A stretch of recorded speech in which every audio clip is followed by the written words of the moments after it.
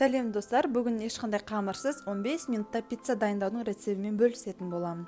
Каналымызға тіркеліп, лайк басып қолдау көрсетуді ұмытпаңыздар. Алда талай қызықты рецептермен бөлісемін.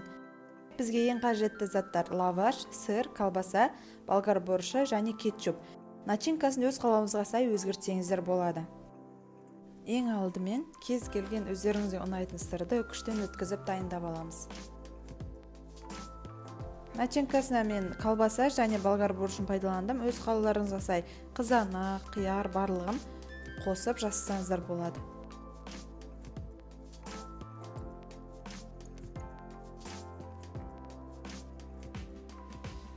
Келесі болгар борщын тазалап жуып алып, осылай кольцо түрінде турап шықтым.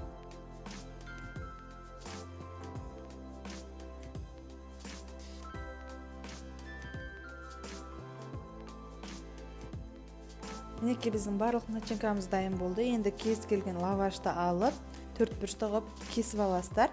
Өздеріңіздің духовкаларыңыздың табағына сай қылып. Барлығы 3 слой болады. Әрбір слойдың ортасына үкіштен өткізілген сырымызды қойып шығамыз.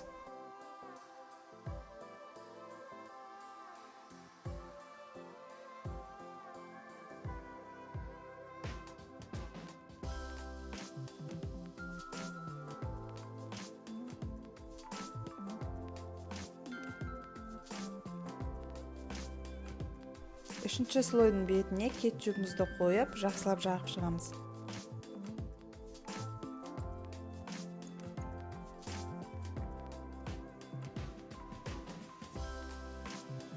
Енді өздеріңізге ұнаған начинканы осының бетіне жайып шығасыздар. Мен колбаса мен болгар борщын қойдым.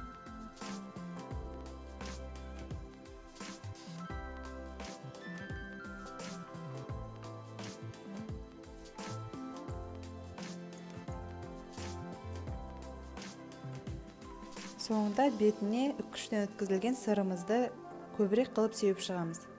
Духовкаға алдын ала қыздырып қоямыз. 180 градуста 15 минут ішінде пісіріп аламыз. Мінекей біздің пиццамыз дайын болды. Үй жағдайында жасап көріңіздер, өте дәмді шығады, әрі жылдам жасалады. Ешқандай қамырсыз 15 минутта пицца пісіріп жесеңіздер болады. Видеода көріп тұрғандарыңыздай өте жұмсақ, әрі дәмді болып шығады. Сіздермен болған Альмира. Каналымызға тіркеліп, лайк басып қолдау көрсетуді ұмытпаңыздар. Алда талай қызықты рецептермен бөлісетін боламын. Сұрақтарыңыз болса, комментарий бөліміне қойсаңыздар болады.